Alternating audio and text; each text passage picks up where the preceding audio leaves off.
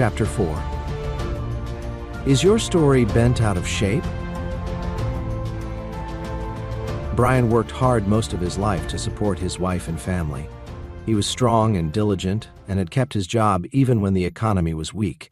He was careful with money and never bought much for himself. Occasionally, he would stop at his local pub on his way home on a Friday evening after his week's work and enjoy a pint of Guinness with his friends. It was a friendly pub and always had a happy atmosphere.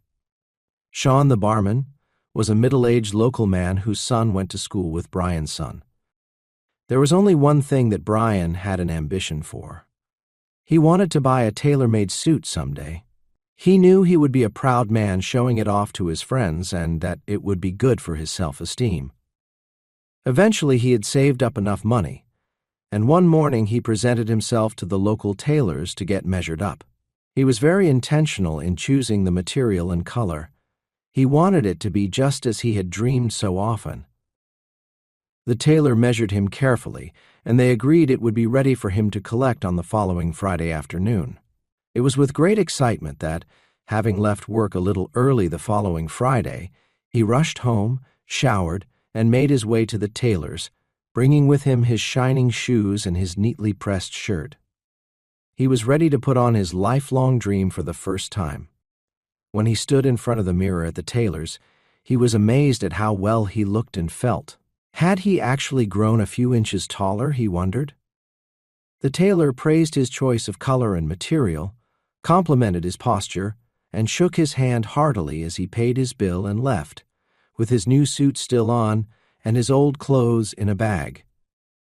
He decided he couldn't wait until the next day to show off the purchase to his friends, and he knew they would be making their way after work to the local bar, so he went there to celebrate and await their arrival. Sean was very complimentary of how he looked and gave him his first drink for free. As they were chatting and waiting for his friends to arrive, the barman said to him, "Brian, I hope you don't mind me saying, but I think the left trouser leg is just a little longer than the right one. It's only a little, but when you're showing your friends, just lift your left leg an inch off the ground and it will look perfect." Brian accepted the comment, and sure enough, when the first of the friends arrived and the viewing was underway, he lifted his left leg just a little off the ground, as had been suggested to him. The showing was met with much approval and applause.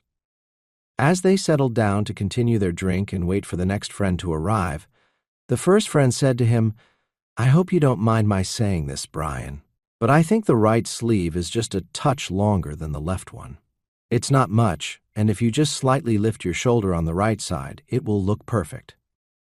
Again, Brian accepted the comment, and when the next friend arrived and the showing got underway, he lifted his left leg just a little and his right shoulder just a little.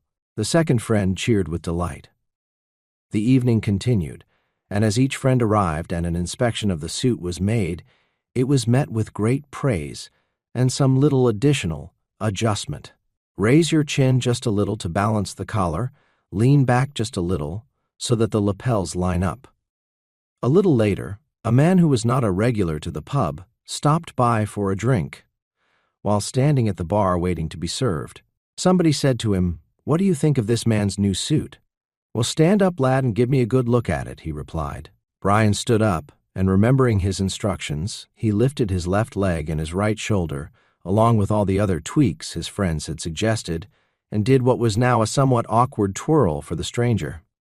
The stranger, watching closely, commented, "Very nice suit, lovely material and a smashing color, and might I add, your tailor did an excellent job of making a suit to perfectly fit an invalid like you."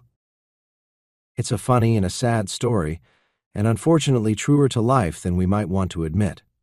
Do we distort ourselves to fit into the opinions of others? Do we smile through the pain of walking through life bent out of shape in order to be acceptable to those around us? Have you ever felt like jumping up and screaming, "I just want to be me"? We were all born with a suit that was perfect for us. Some call it a birthday suit. What adjustments have we made to it to fit into the world around us? Of course, there are acceptable social behaviors in the way we act and present ourselves, but do we change our face depending on what company we find ourselves in? We may not be perfect, But perfection is not trying to conform to the demands of the world around us either. Have you ever thought, I need to transform me back to the original me, the one I am designed to be, the one that gives me freedom, and I can do that by renewing my mind as to who I really am, and acknowledging the gifts and talents already there on the inside of me. There is a place in this world for who I really am, and I want to discover it now. I want to feel fulfilled. If that's you, then this is the journey, not only of your life, but the journey for your life. Where are you? Have you ever taken the time to analyze where you got your opinions from? How many of them are valid for your life today? Are you bent out of shape to fit into somebody's acceptable view of who you should be? Do you actually know who you are? Really? Have you ever asked yourself, what do I deserve out of life? Deserve. Now, that's an interesting and challenging word. Take some time to think deeply about that word. Are you getting what you deserve out of life? Do you feel you do not deserve much and that you should be satisfied with what you have? Do you feel that what you currently have is just your lot in life? What do you think deserve is based on? Who do you think decides who deserves what? If you decide, why have you decided on what you currently have? If you don't decide, then who does and what is it based on? Could it be that face looking back at you in the mirror? Is that face in the mirror really you or a composite of all the tweaks that have been suggested to you throughout your life by others? Is it a mask? Do you need to twist it a little to be acceptable to your family or friends? Are you disappointed with it? If you were asking someone for directions, you would need to know where you currently are and where it is that you want to go. So let's start with where you are. In the book, there are a list of questions for you to answer about who you are that I have not included in this audio. They are all answered by starting with the words, I am. You can write a list for yourself by doing that. We'll continue with what follows in the book. Whatever comes after you say, I am, is your self-identity and a very important view into your self-image. There are lots of clues to be found there and often a pointer to the direction you need to go in. Do you think your friends have a higher or lower opinion of you than you do? It's a common trait to judge the not-so-good side of ourselves with what we see as the good side of our friends and feel less because of it. The purpose of this exercise is to establish how you feel about yourself. We're not going to make any judgment on your position, we just want to know where you are starting from. Now we're ready for the next stage. Write out 3 things that, if you could add them to your life, would have a significantly positive impact on your life. These can be anything you feel would be important additions, such as more income, a better relationship with your partner or children, a new car, a different job, better education, less stress, new abilities, etc.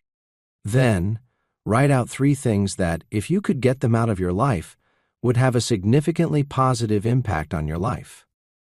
Again, these could be anything that you feel would be beneficial if they were gone, such as credit card debt, addictions, habits, overweight, illness, a stressful relationship, etc.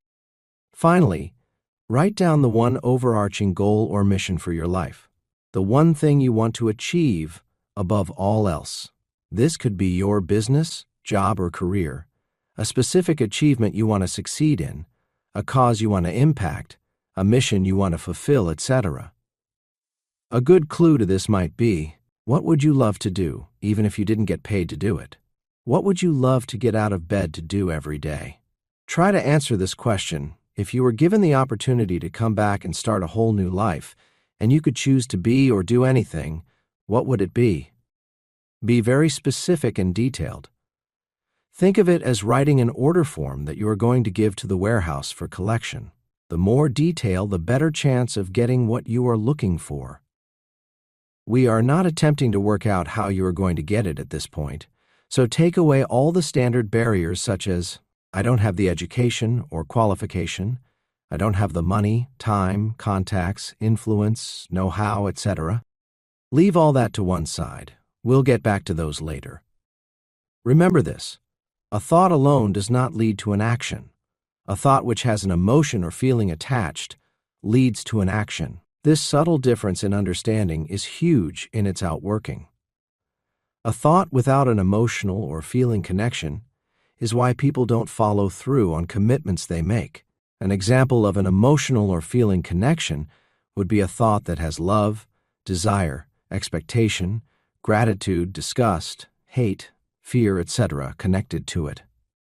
These emotions or feelings call for or create the impetus for action via thought.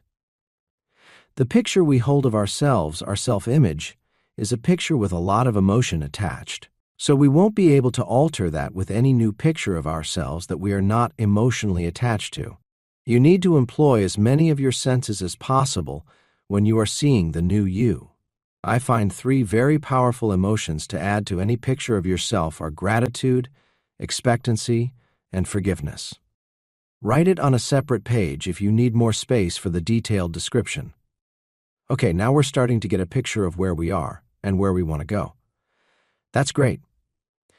When looking at the aspects of who you are and the ones you would like to add to yourself, ask, how many of these are a skill or an attitude? A skill being something you can go to school or college to learn.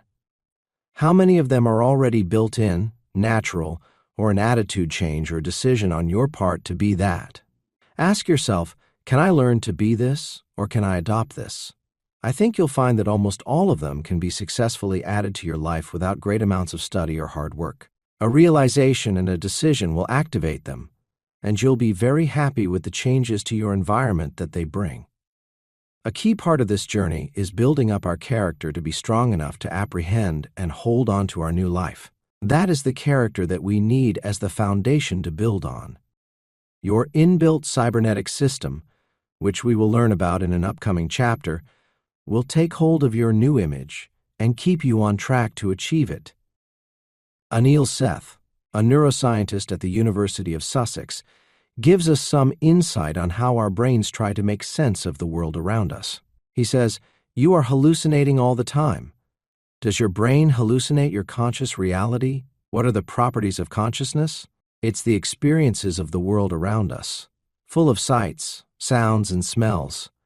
Our brain is a prediction engine, trying to understand what's going on around us, based on streams of information that are indirectly related to the things in the world, whatever they may be. It is a process of informed guesswork, which is based on our prior understanding of the way we have found things to be, to form its best guess. We don't just passively perceive the world, we actively generate it. The world we experience comes from the inside out. If a hallucination is an uncontrolled perception, then is a perception a controlled hallucination? That is, a perception that our brain reigns in based on our sensory information, which could be said to be informed guesswork. When our senses perceive something, we run it through our library of information looking for a match, so we can understand the input. If we cannot find anything as a match, our brains make a decision on what it is, by using our best guess based on perceptual prediction. When we collectively agree on our hallucinations, we call it reality. Our story is being written every day. The question is, who is holding the pen? Who are you in your story? Have you been written in as the hero, the villain, the lion, the mouse, the strong, the weak, the clever, the misguided, the lover, the lost, the aggressor, or the savior? When we realize that it is our choice which part we play, then we will have a whole new, fresh view of the storyline, the other people in the story, and where the story is heading. You are the author of your story. It's not unusual for a story to have some challenging chapters at the start. That's what we call setting the scene. Soon it will be time for the hero to appear, or maybe the ordinary guy who summons up the superhero from somewhere inside himself, much to his own surprise. It will take some time for the hero to understand the puzzles and figure out the solutions. But now we're right where the adventure begins. We're starting to get a clearer picture of who we are, where we are, and where we want to go.